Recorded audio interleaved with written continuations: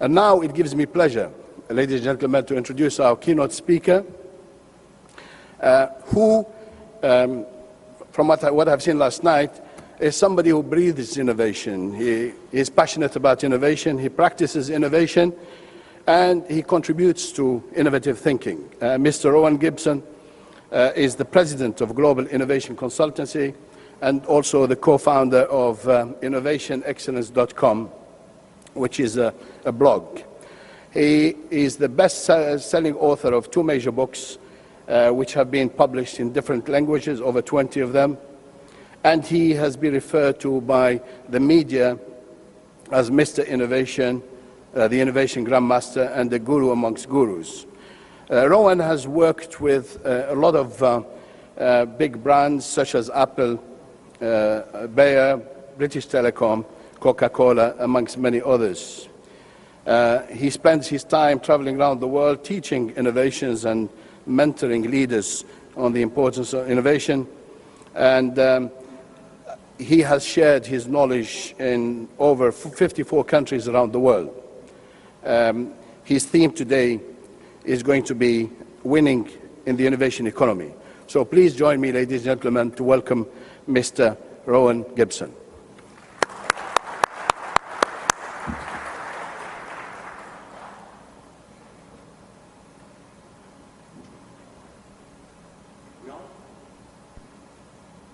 Anyway, no, I'm delighted to be here. It is always an honor for me to address a room full of leaders and potential leaders. Today is no exception. Dubai is one of my favorite places, so it's always beautiful to be back. I have been doing whatever on earth it is that I'm doing for 16, 17 years now. And as you heard in the introduction, I have quite an incredible life, for good or for bad. On the 1st of January, I was already on a plane, going from A to B. Spent about a week in Europe doing 2 or 3 engagements. From there I went on to the United States for about a week, ended up in Boston at MIT. From there I went on to Nicaragua. From Nicaragua I was then on to Costa Rica. From Costa Rica to Mexico. From Mexico here to Dubai. After Dubai I'm going to Germany.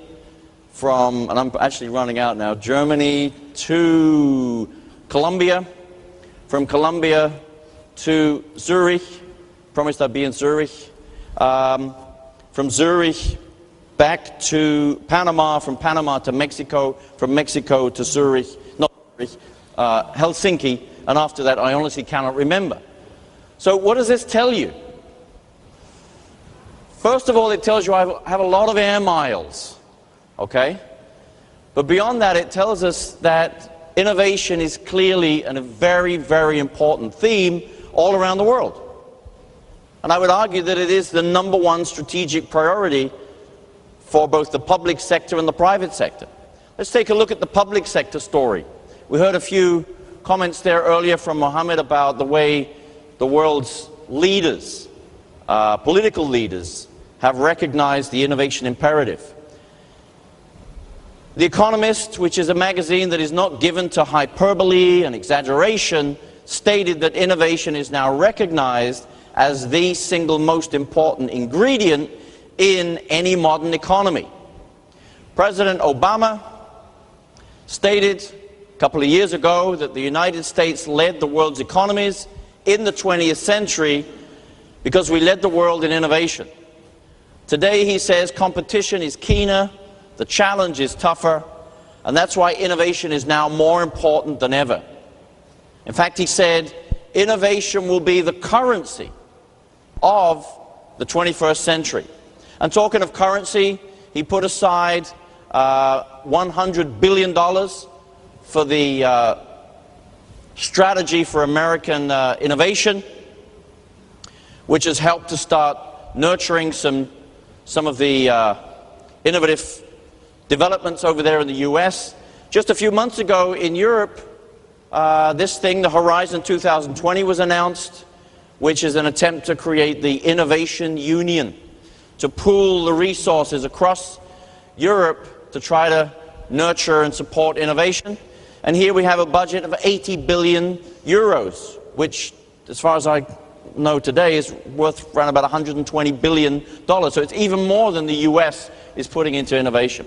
And some of those individual European countries, here like Germany, have identified innovation as being a key strategic imperative. Angela Merkel states that innovation must be Germany's trademark.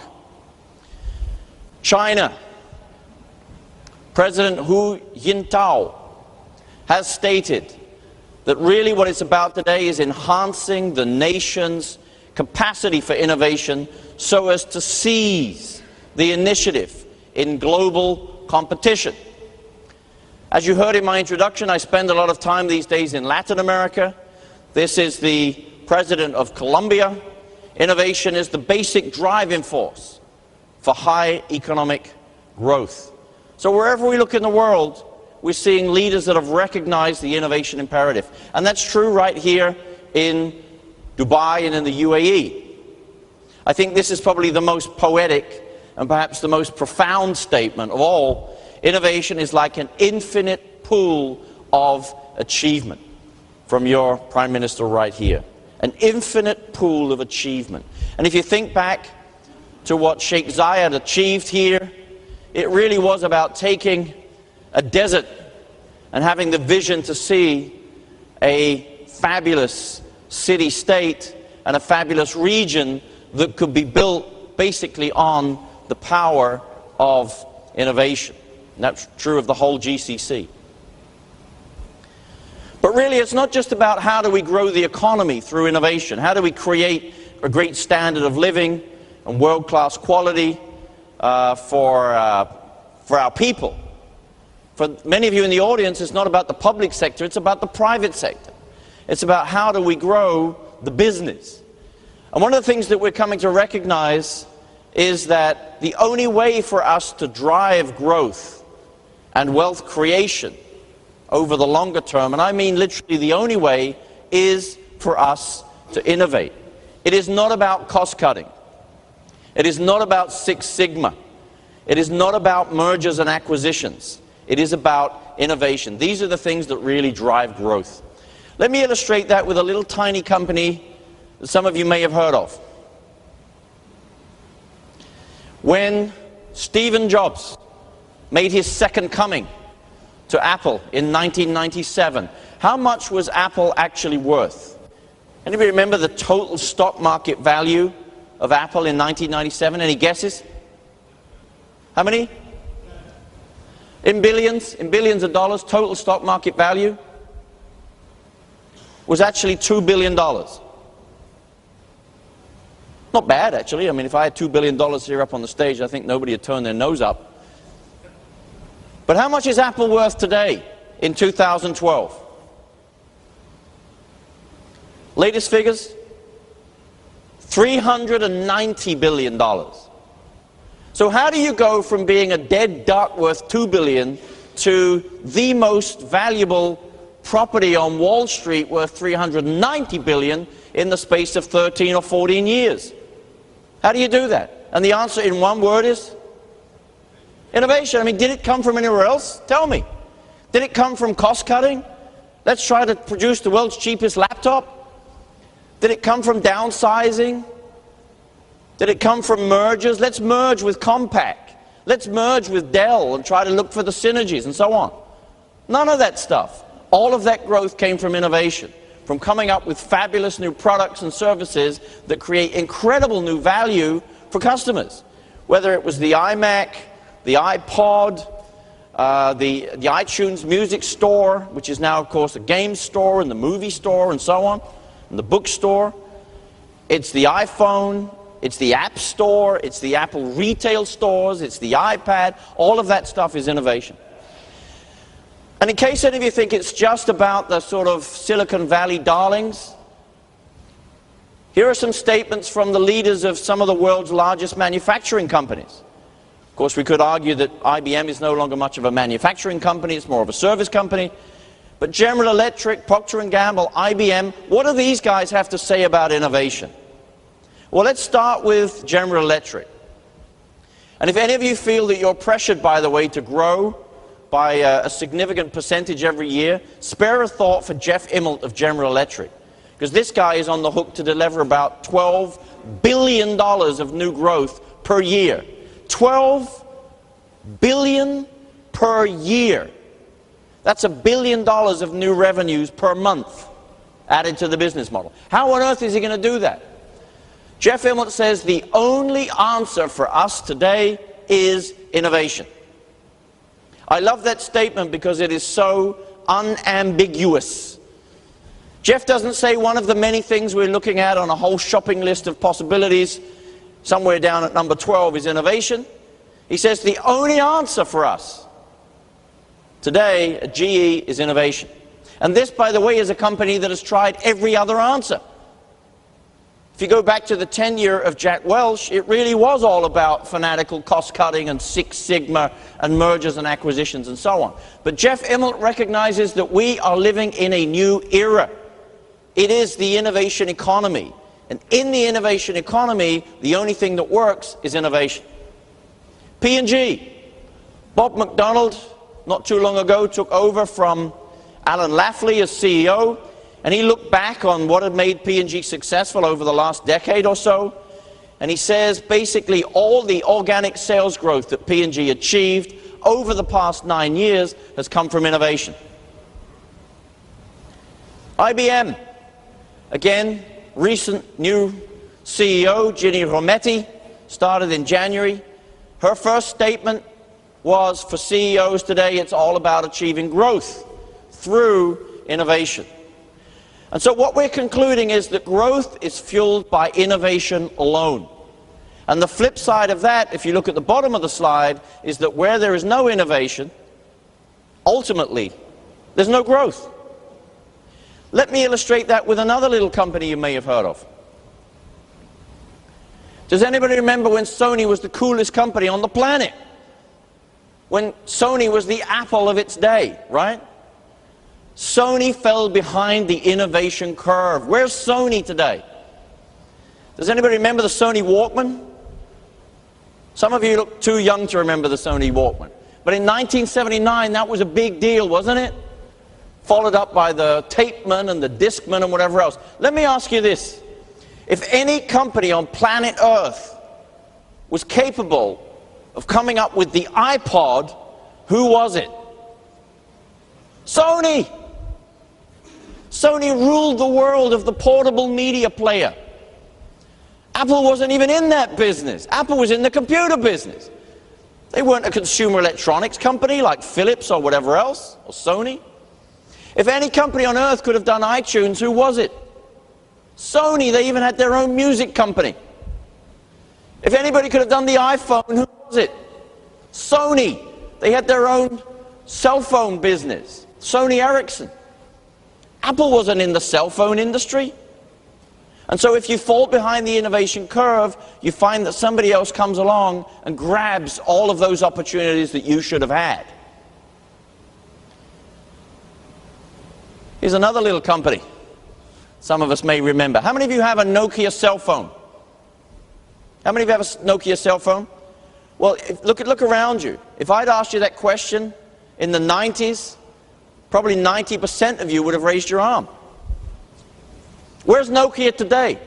You read an article about the mobile phone industry, nobody even mentions Nokia anymore. Unless it's, Nokia is becoming a footnote in the history books, something like that. What we read about is Apple, and we read about Google, because Apple came up with the iPhone, Google came up with Android. It's all been about innovation. I'm losing my clickability for some reason.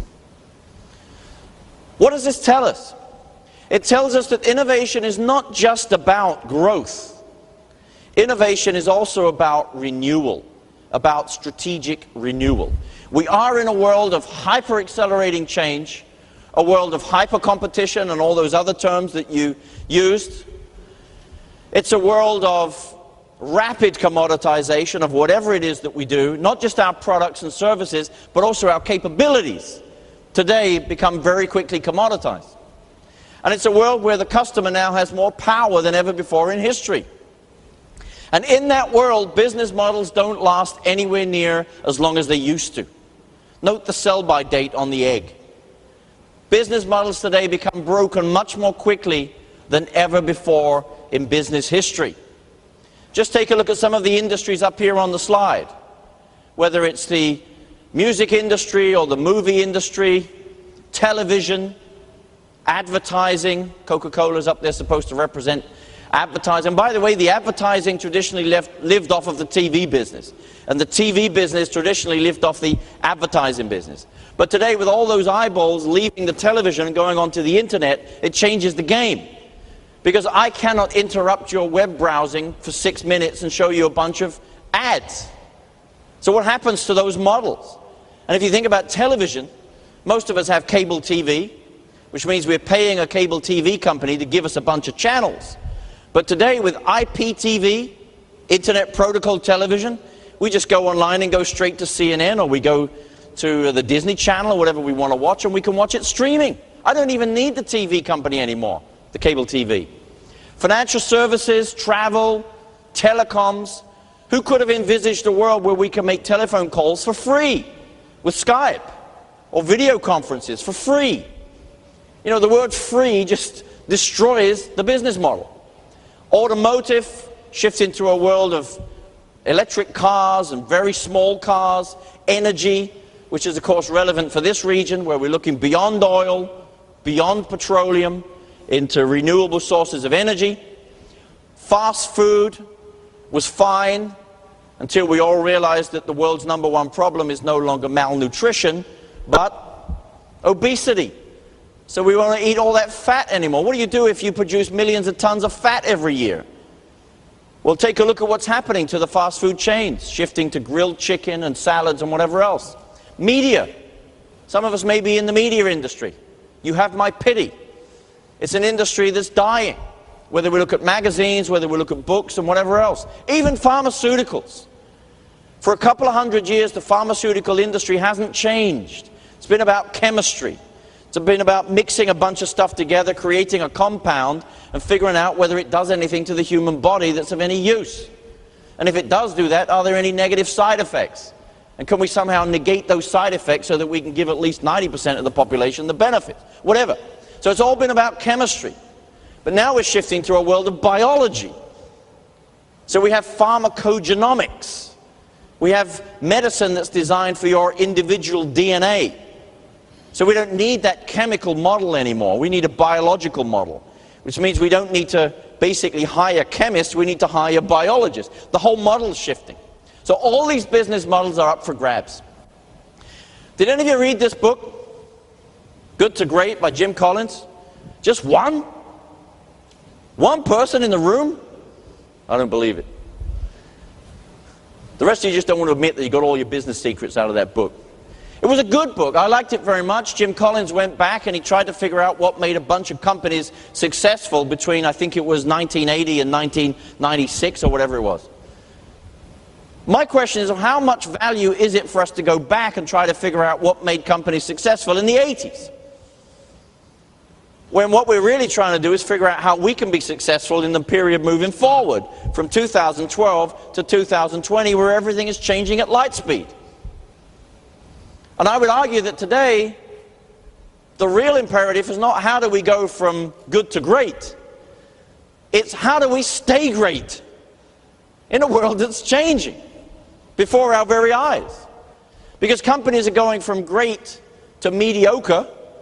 You think about the Nokias and the Sonys, or great to gone at a very alarming rate today. That's why it doesn't surprise me that Jim Collins' next book was not called How Do You Go From Great to Even Greater, but How the Mighty Fall. And how do we avoid that destiny? If we think about great or once great companies like Kodak that were blindsided by the digital revolution. And in the case of Kodak, you go from having, ruling the world of photography with all those factories with chemicals and film and whatever, to a world where your business model has become disposable. So the real race that we're in today is actually not the race for growth, as important as that race is. The real race is the race for renewal. It's the race to change as fast as the environment is changing around you. It's the race to find new sources of profit before the old sources of profit disappear. And it's a race to reinvent your strategy and your business model before they become obsolete. That's the world we're in today. So what we're finding out is that the only way for us to sustain success over the longer term is to continually reinvent it. And when you look at the Fortune 500 and you figure out, what it is that enables some companies to stay on the list for several decades, and look at the companies that were dropping off the list, what is it that makes the difference? And the true difference is those companies that stay are able to continually reinvent themselves through innovation.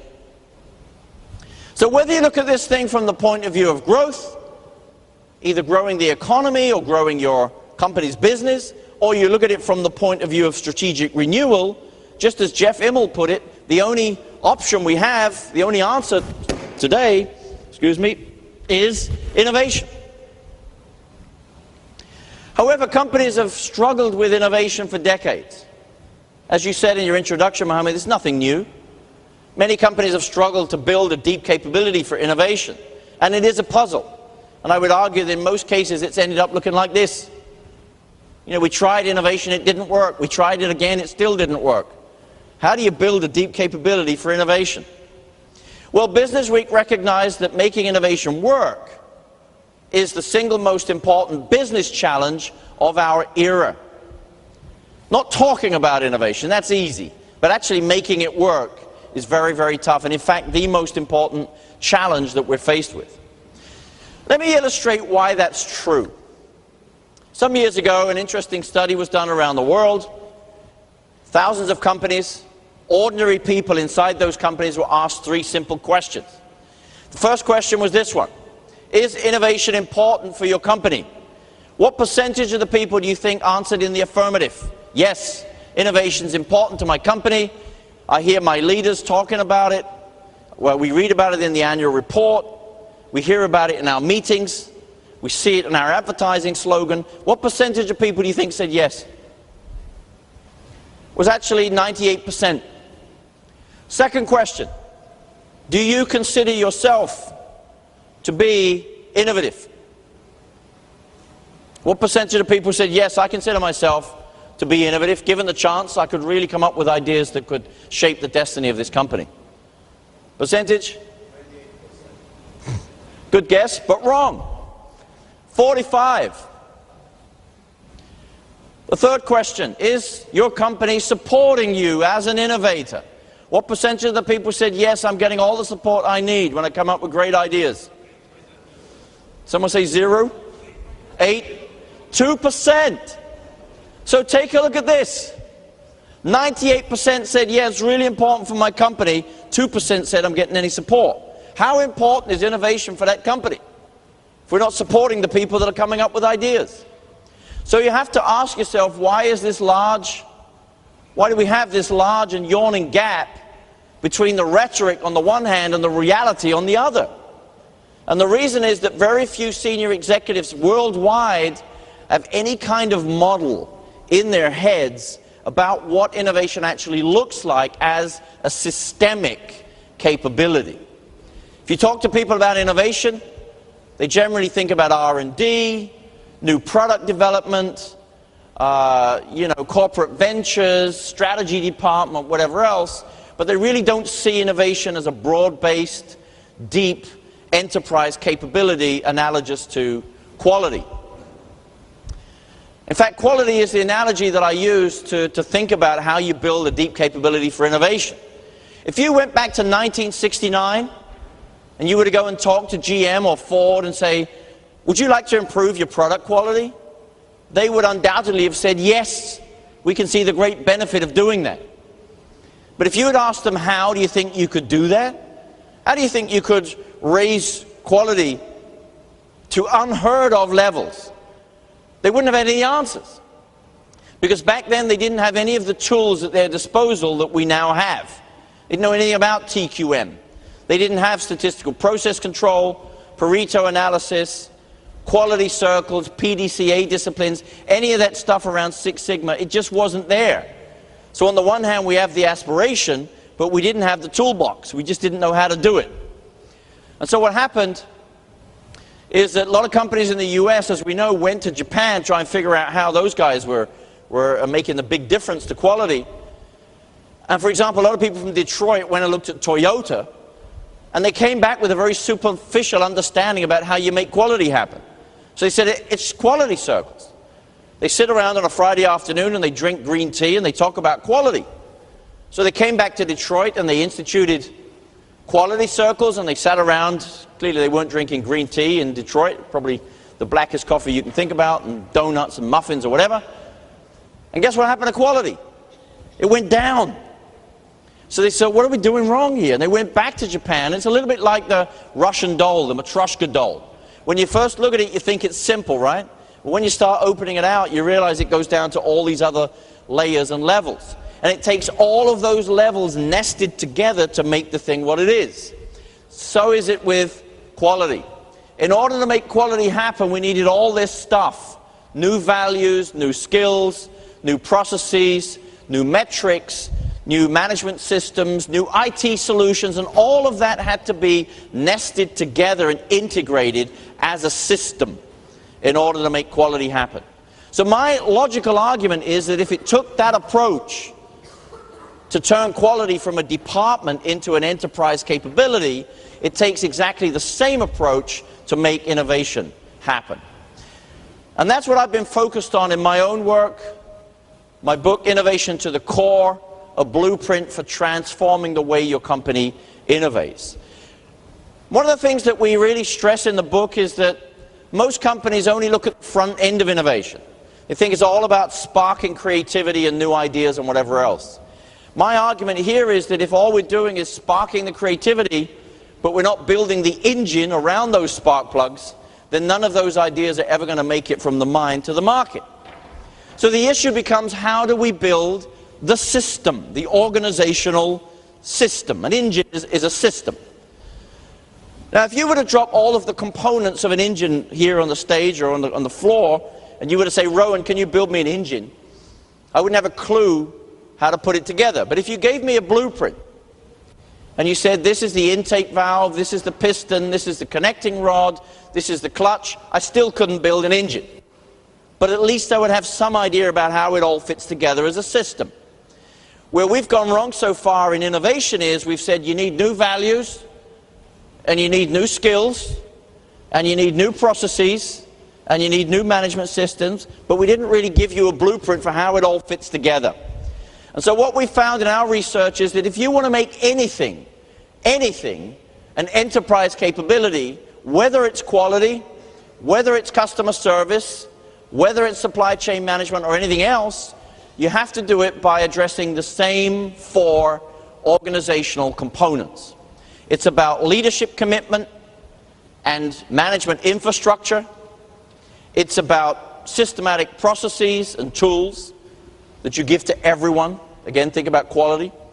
It is about people and skills. It's not just about imposing new processes and systems on people. It's about helping people grow and take on those new roles and change their mindsets and behaviors. And it's also about culture and values. And where a lot of companies go wrong is that they go straight to the last cog in the engine and they say, we're going to build an innovation culture. We're going to flip a light switch and on Monday morning everyone's going to be an innovator. Well, how many of you have ever been involved in a culture change program? How many of you know how difficult that is, right, to change a company's culture?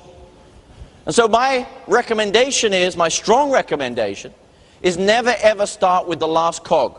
Always start with the first 3. Because what happens is that people begin to see that our leaders are truly committed to innovation, that there's a new infrastructure with a VP of innovation, and managers of innovation, and mentors of innovation, and so on. And I'm actually being involved today in innovation teams. People begin to see that there are new processes, and there are new tools that we're being given right there on the desktop to help us to be involved in the innovation effort. They begin to see that, hey, I'm getting trained as an innovator. It's amazing. People are helping me grow and exercise my thinking skills and whatever else. And when that happens, you begin to automatically expect and demand innovation from yourself and also from your colleagues. In other words, when you get those first 3 cogs moving, guess what happens to the last one? it automatically begins to turn. And that's what's happened inside companies like these that are really now getting traction with making innovation a deep enterprise capability.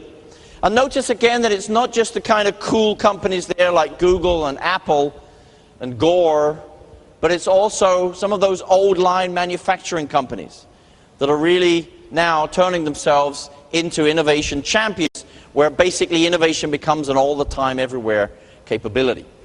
And as we heard in our introduction, what really makes the difference today is not looking at innovation in a very narrow way as just products and technologies, but innovation can be processes and services, it can be marketing strategies, the customer experience, the cost structure. Do you think about that's cost innovation, business model innovation? I'll come back to that in a moment. My colleague Gary Hamill has focused the last 5-6 years on management innovation, the way we actually manage a company. And you could say that things like Balanced Scorecard or Six Sigma were management innovations. And at the top end we have a thing called industry architecture innovation, which essentially means we take an industry to pieces and we put it back together in a whole new way. So if you think about what iTunes has done to the music industry, it's about taking the traditional music industry to pieces and reconstructing it in a new digital context. Business model innovation has become a true focus today for many, many companies. Why? Well, because products and services are so easily commoditized, it's so easy to replicate. Business models are not so easy to replicate. For example, if Walmart wanted to become Amazon.com, they would have to close down all of their stores and try to catch up. It's never going to happen. So business model innovation is, number one, about coming up with ways to create competitive advantage within your industry, within your current business model. But it's also about finding ways to move beyond your current business model into new lines of business that you weren't in before, addressing new customer segments that you weren't addressing before, and going into new markets or even creating new markets that didn't exist before. This is what business model innovation is about. And that means that R&D alone is not enough. If we think that all we need for innovation is research and development, we're wrong. Why? Well, because how many of those forms of innovation that I just described are we going to get from R&D? Do you think you're going to get business model innovation from R&D? Cost structure innovation? Customer experience innovation? Marketing strategy innovation? None of those forms of innovation are going to come from those scientists in R&D. So we need to broaden innovation out and involve everyone across the entire company. Innovation truly must become an all-the-time, everywhere capability. Essentially a new corporate way of life. It also means that we need to look beyond the organization, let the outside in. So everyone today talks about open innovation. I define open innovation as not just outside but also inside. But you know, Procter & Gamble has become the poster child of open innovation. When Alan Lafferty took over as CEO in 2001, he said we've got some brilliant people in our R&D labs, but they'd be able to come up with much better innovations if we link their brilliant minds to millions of other brilliant minds on the outside of the company. And he gave P&G the mandate to source at least 50% of their innovation from outside the organization. Within a few years, they were able to achieve that. They came up with a slew of wonderful new innovations that had their origins outside the company. But at the same time, they were able to reduce their own expenditure on innovation by 20%. So they literally got more innovation bang for the buck. Their program is called Connect and Develop. And I wanted to bring this up because in the program and on the internet, you were talking about these new kind of ecosystems for innovation that have to do with, you know, not just the people inside the company, but a lot of constituencies on the outside, whether it's consumers, people that retired from the company but still have great ideas, suppliers, contract labs, development partners, trade partners, whatever else. All of these constituencies are now involved in the innovation process. So, welcome to the innovation economy. That's the way Business Week put it on their 75th anniversary issue a few years ago. I've used that slide ever since. because this is what we're now living in. And so how do we address the challenges of the innovation economy? Well, one of the first things we need to figure out is where innovation actually comes from. We're very good at looking at an innovation when it's successful and saying, we know why that was successful, it's because of ABC. But when someone comes to you with a brand new idea and says, what do you think of this? We're not very good at recognizing its potential. So where do these ideas actually come from? When I was researching my book, Innovation to the Core, we sent out some people to talk to some of the world's best innovators. People like Steve Jobs, Richard Branson, Ted Turner, Michael Dell, Jeff Bezos of Amazon. The guy up there with the chair is Ingvar Kamprad, founder of IKEA. We were trying to figure out how the mind of the innovator actually works. How do these people arrive at their discoveries? How are they able to see opportunities that the rest of us missed?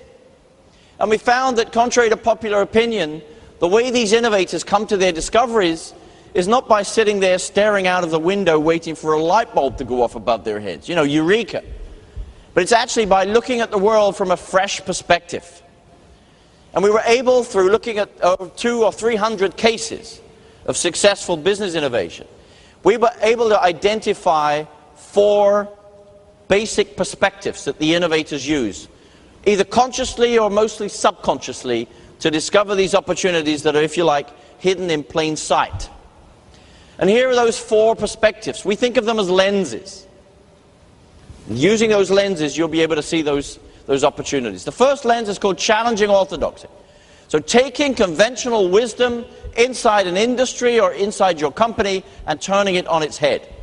The second lens is called harnessing trends. Getting a grip on all of the changes that are taking place in all kinds of areas, lifestyles, technologies, demographics, and so on, and bringing the power of that change into the business model to create new value for customers. The third lens is called leveraging resources. It's thinking of your organization as a collection of core competencies and strategic assets that can be stretched into new opportunities. And the fourth lens of innovation is called understanding needs. It's getting an understanding of those deep consumer needs, getting under the skin of the customer and trying to figure out what the customer needs before the customer even knows what the customer needs. These are the 4 lenses of innovation. It's a systematic methodology that I've used in all of those 54 countries that you heard about earlier. And I'm going to spend a little while talking about those lenses and how they work. How many of you know someone that you work with, and please don't point to anyone in the room, who kind of looks at the world like this? There is only one way of doing things in this business, or in this organization, or in this industry. There's actually probably nothing wrong with that one way. But if we look at the world like this, we're blind to every opportunity that lies outside of that myopic field of vision. And that creates opportunities for other people. So I define orthodoxies as deeply held and broadly shared conventions about what it is that drives success inside your industry or within your company. It's like when you join a company for the first time and you're there for about 2 weeks, and after 2 weeks you put your hand up and say, "Boss, I think there's a better way of doing things." What does the boss say? "Shut up. It's not the way we do things in this company."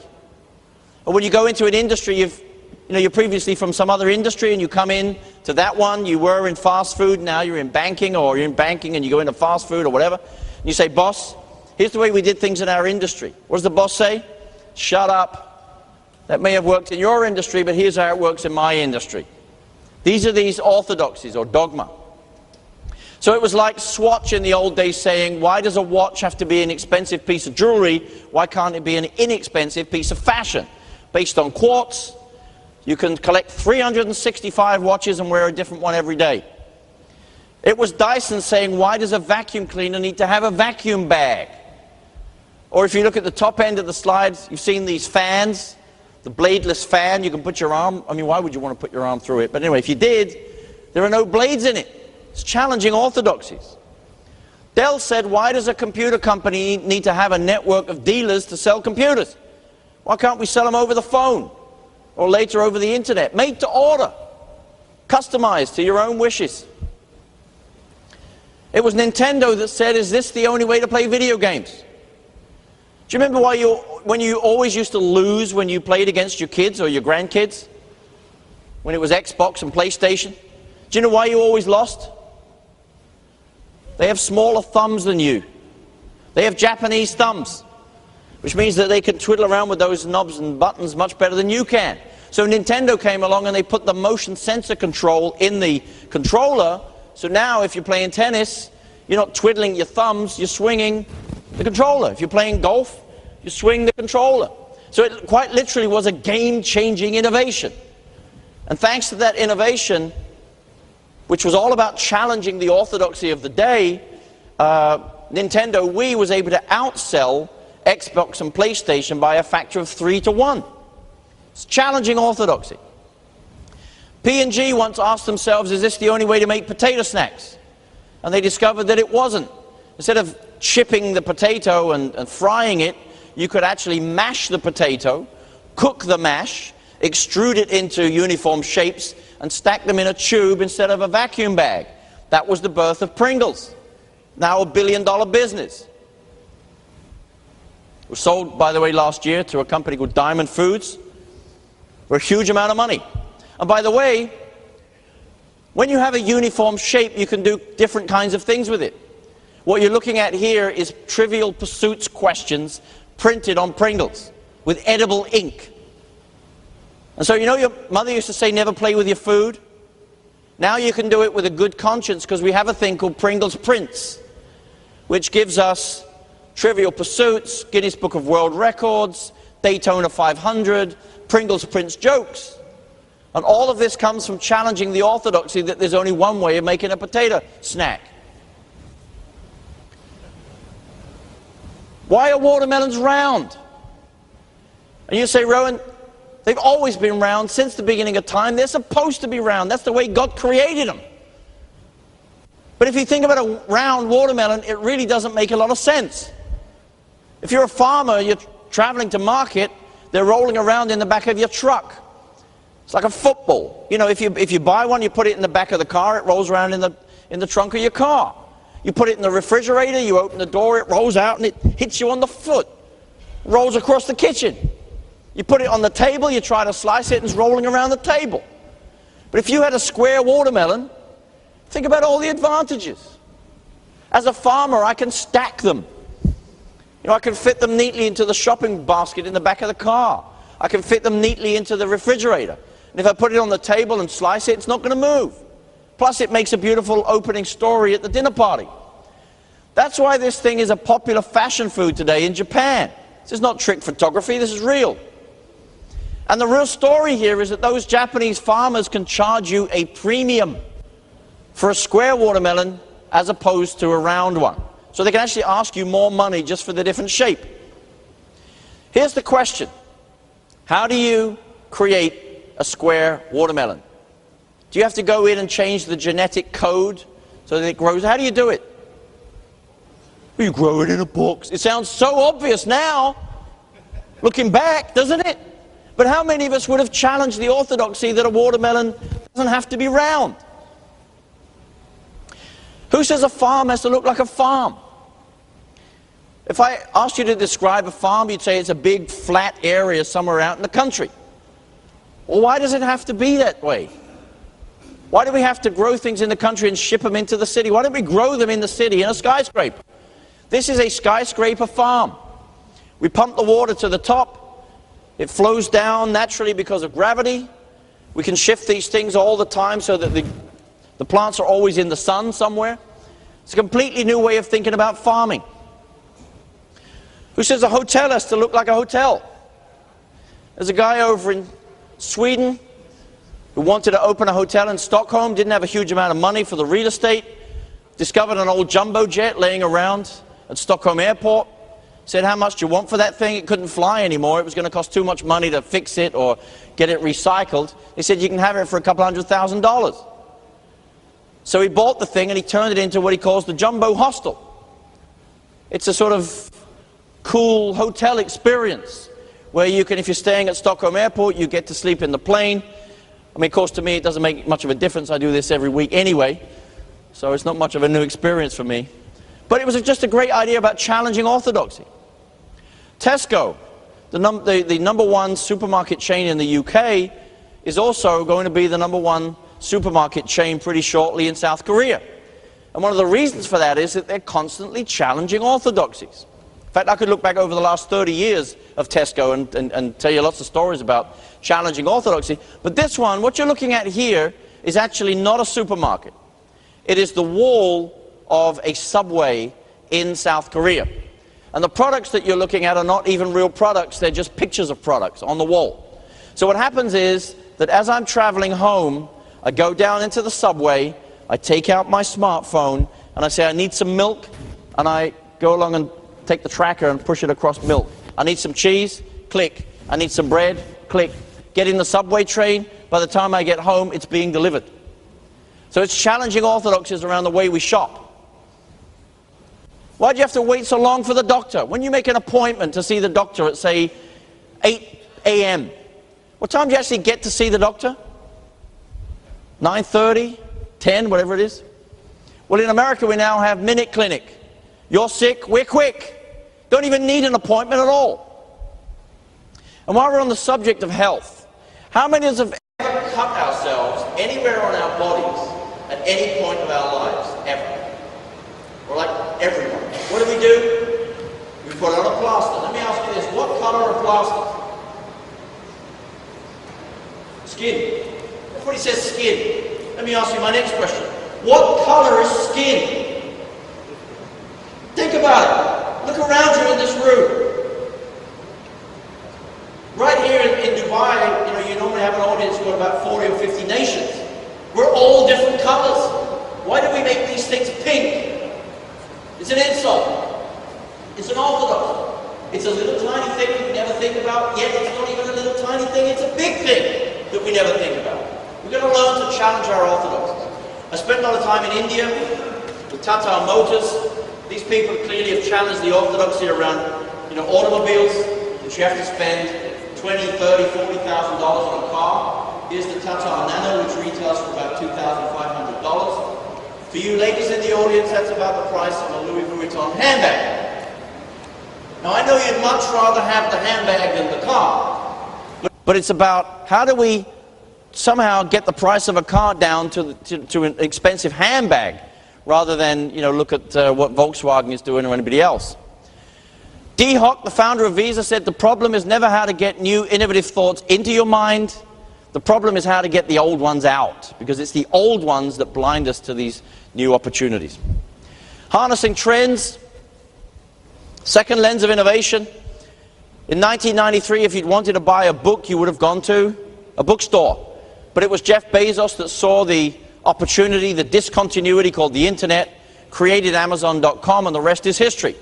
Except it's not history because he didn't stop there. Jeff said, what do we do next? And after we got over the dot-com crash and everybody started going back and actually buying things on the internet, he said, why don't we become the Walmart of the web? Selling everything from kitchenware to diamonds to you name it. And he didn't stop there either. One of the things today, we're all talking about cloud, right? The cloud applications. So Jeff says we've got excess capacity on our servers. Why don't we sell it out to companies so they can use it for their own cloud services? And then he said, what's happening to books? We're selling all these hardcover books and softcover books. We're going into a world of digital. So he launches the Kindle. It's an amazing move for an online retailing company. And the latest move, of course, is he says, why don't we, instead of just selling books, why don't we publish them? So this is turning the entire publishing world on its head. Jeff Bezos is a serial innovator, continually riding the trends. Remember this? This was so cool in the 80s. Gordon Gekko on the beach, 5 a.m., calling Charlie Sheen with the mobile phone. Have you seen the latest movie, by the way, Wall Street 2? Where so Gordon Gekko was put in prison for 15 years for insider trading, and he's coming out of jail.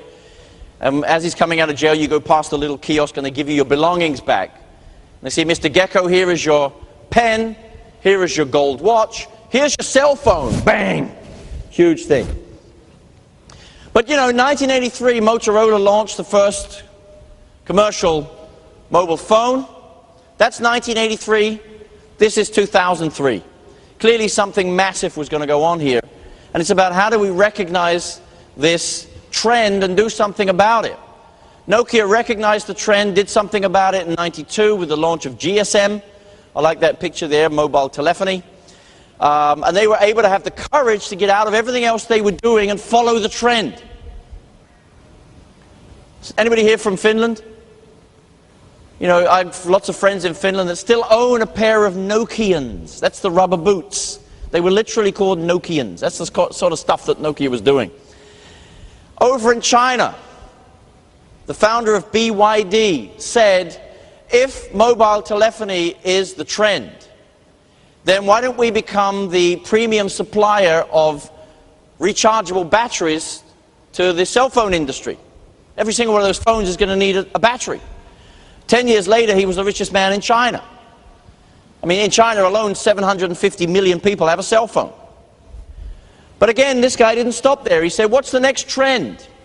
Well, back in 2002, with the success of the Toyota Prius, we could see that we were moving into a world of electric cars. And every single one of those electric cars requires what? A rechargeable battery.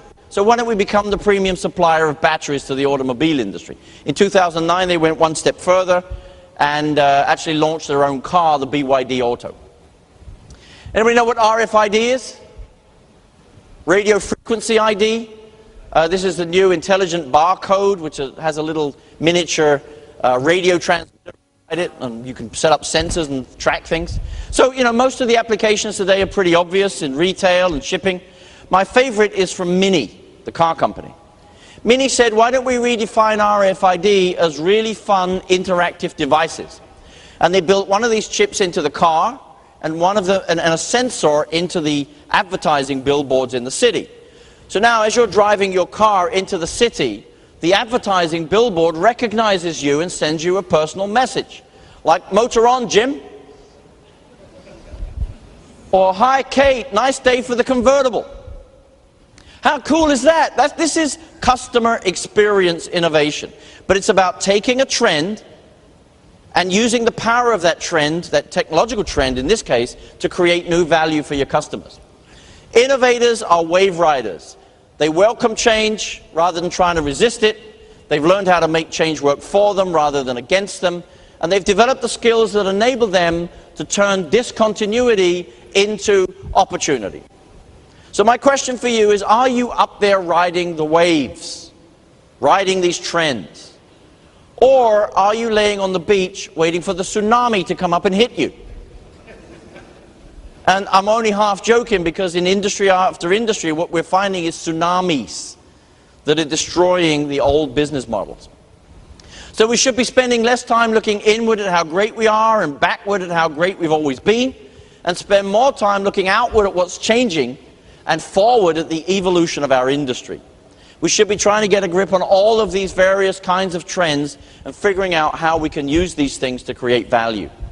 Ask yourself, what are the deep fundamental things that are changing in the world that our competitors have either underestimated or ignored? Third lens of innovation is leveraging resources. Trying to look at your company almost like a Lego kit of recombinant assets and competencies. So if you look at this slide, at the top end you'll see one of Disney's core competencies, which is a thing they call three-dimensional entertainment, which you'll find in the theme parks, Disneyland, Disney World, and so on. At the bottom, you will see some of the assets, the brand name, the franchises around those animated movies, and so on. What Disney was able to do was to say, what would happen if we took that core competence in three-dimensional entertainment out of the theme parks, recombined it with those assets at the bottom of the slide, and took that into some new context to create new value. And that context was Broadway. It was the West End in London. It was turning those animated movies into theater productions. And they've since become some of the world's most successful box office hits. Most companies, unfortunately, define themselves by what they do, i.e. we are a bank or we're a software company, rather than by what they know, which is their competencies, and what they own, which is their assets. So what you need to do is ask yourselves, what core competencies could we transfer to new opportunities? And how could we exploit our strategic assets in new ways to bring new value to our customers? An example, McDonald's. McDonald's core competence is in fast food retailing. They've been able to leverage and stretch that competence now into a new opportunity called coffee. Basically go up against Starbucks that was stealing all their customers. Another thing McDonald's said was, let's look at our assets.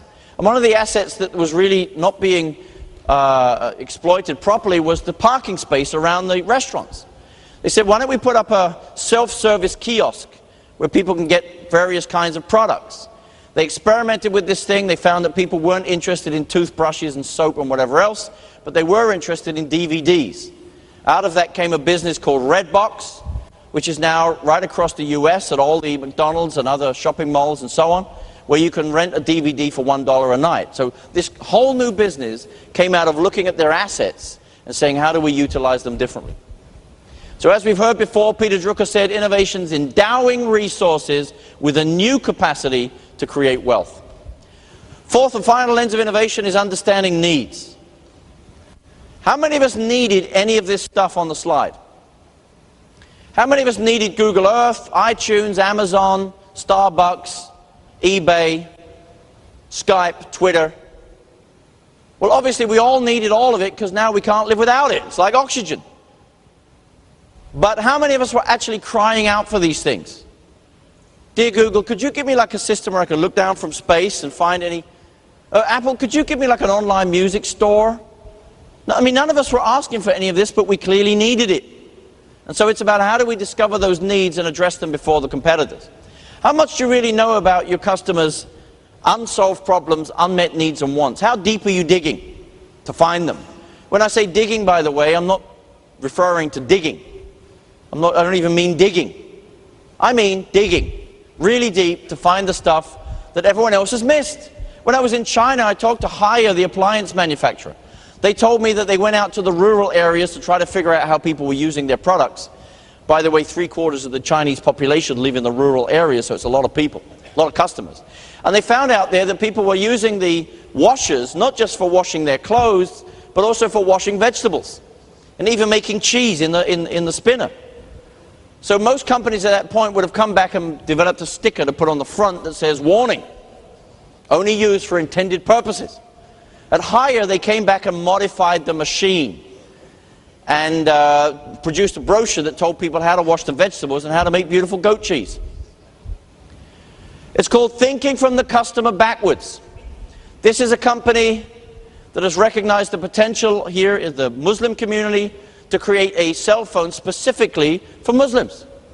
This phone has the entire Holy Quran in the phone, both in Arabic and English, plus a search function so you can find any verse of the Quran you're looking for. In the middle there is a little alarm system that goes off several times a day to tell you when it's prayer time. And because you might be in New York or London and you don't know where Mecca is, it has a, and by the way, the thing in the middle has a, you can program the SM voice of your choice, whether it's Cairo or Mecca or whatever.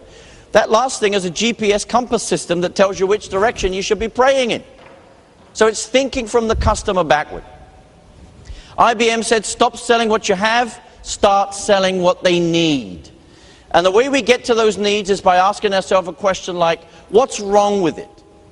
Any of us that have ever spent time in marketing are so used to thumping our chests and telling people what's right with our products and services. Try figuring out what's wrong with them. For example, why was this thing called a cutthroat razor? Well, obviously, because it used to cut people's throats. So dangerous, we didn't want to use it. No wonder everybody used to have these really long beards. Too afraid to shave. So we come up with the safety razor, and of course, you know, everything is different. What's wrong with a drill, power drill? You probably think nothing. But start thinking about it, right? It's heavy, it's loud. When you've been drilling, what do you get on the floor? Dust. So Bosch have integrated a vacuum cleaner into the drill so that now when you're drilling in the wall or the ceiling, it's going to suck up all the dust and you get no mess. What else is wrong with a drill? Sometimes you're drilling in a dark area, you can't even see where you're supposed to put the hole. So what would you need on the front of the drill? A headlight. So you can actually see where you're drilling. What's wrong with your airco? Nothing, except it takes too long to cool the car down when it's been sitting there for 4 or 5 hours in blazing heat. So Audi have added solar panels to the sunroof to power the airco when you're not even in the car. So you can leave it at the beach, come back 5 hours later, and it's still 18 degrees. What's wrong with tires? Nothing, unless you have a blowout or you're going on vacation, you need to pump them up and so on. So Michelin have come up with a tire that's got no air in it at all. It's based on a system of really powerful rubber spokes. Only looks ugly because we've taken the outside out to show you what's in the inside, but if you put the outside on, it looks like a regular tire. What's wrong with paint cans? Everything. I can't think of a single positive word to say about paint cans. But no one ever thought about what was wrong with them until a company in America called Dutch Boy said, let's reinvent the paint can based on a milk container with a handy grip and a screw top and a beautiful nozzle for pouring the paint. When they launched that thing in just 6 months, they tripled their sales. They also tripled the number of retail outlets that were stocking the product. It was the first new paint container in 100 years because no one else had been thinking about what was wrong with it from the point of view of the customer. When I showed this to Heinz, they were all laughing. I said, I don't know why you guys are laughing. It took you 100 years to figure out that the bottle was the wrong way around. So ask yourself what's wrong with it. I'm going to skip a few things here. Where are the customer pain points? How do we put them right? That's the 4 lenses of innovation. When I work with companies, I don't just say, there's the lenses, use them. I assign 4 teams, 1 to orthodoxies, 1 to trends, 1 to resources, 1 to needs. I profile people to figure out which kind of people in the company would be best for those particular tasks. Sometimes I'm doing that inside a company. Sometimes it's in a room like this, where we set up the tables and people are given the chance to challenge orthodoxies and harness trends and then present their new findings to the plenary group. We also record all of that online. So we have a system now called Discovery Suite, where you can go in from anywhere in the company or even with a mobile device, and you can challenge orthodoxies, harness trends, leverage resources, understand needs, and then put all of that together to create new opportunities. I'm also building innovation centers. We tell people we want to think outside the box. Where do we put them? In a box or in a boring conference room. So some companies create wonderfully creative innovation centers, but they still don't really have an operating system. The operating system is the 4 lenses. So I've now created centers that have dedicated spaces for challenging orthodoxies, harnessing trends, leveraging resources, understanding needs. We're also creating experiential events like this one called Discovery Summit with Roche. If you look at these 4 tents or tunnels, they correspond to the 4 lenses. We had 2,500 people come through this event. They generated about 1,000 ideas in the space of 2 days. So the objective is to create an open market for ideas, both from the inside of the company and the outside. If we're going to make people better innovators, we've also got to train them. It is possible. We train people for quality, we trained them for service, now we've got to train people for innovation. I'm personally training people at 4 levels of an organization: the top leadership, middle management, innovation mentors and change agents, and the general population of a company, using those lenses of innovation. As I pointed out last night, Whirlpool in the United States has trained 30,000 people across the company to use these tools. So really it is all about making innovation an all the time, everywhere capability. As I pointed out earlier, a new corporate way of life. It's about embedding innovation into the DNA. That's how you build an engine inside your organization that will continue to drive growth and that will continue to drive strategic renewal into the future. So all the time that I've got, I'm actually right on time, although you've been standing there for 5 minutes. I've been watching my timing. The rest is in the book, Innovation to the Core. I also have a blog. If anybody wants to receive that thing straight from me, if you give me your business card, I'd be delighted to do that.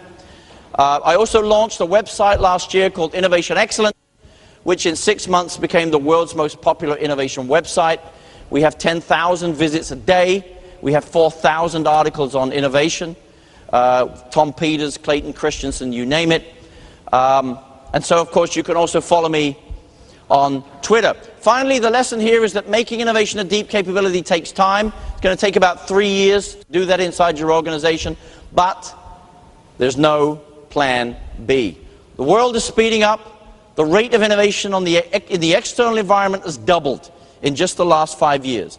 So if the rate of innovation inside your organization is lower than the rate of change outside, you'll eventually be in deep trouble. And that's why my final slide is usually this one.